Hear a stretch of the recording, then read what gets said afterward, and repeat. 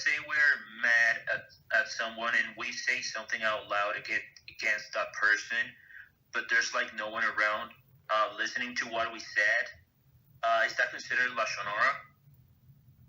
It is, of course, it's considered Lashon Hara if it was said out loud, and if person heard this Lashon Hara, person actually had there is another prohibition, right? Another prohibition not to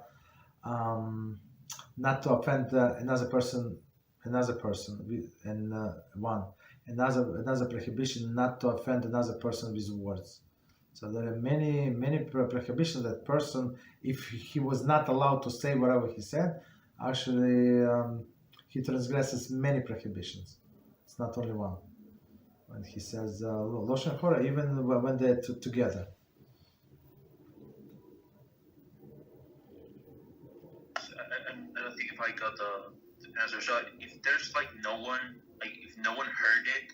So when person is by himself in a room and he said out loud? Exactly. Okay. Yeah, But you did not mention this fact. Okay. So if I thought that there are two people together. Okay, in the room. Okay. So in this case, yeah, it's considered Lashon Hara, but there is no damage basically. There is no damage because nobody heard. Nobody like. One of the things when somebody is speaking Lashon Hara, so he puts a stumbling block in front of the blind because there is a listener.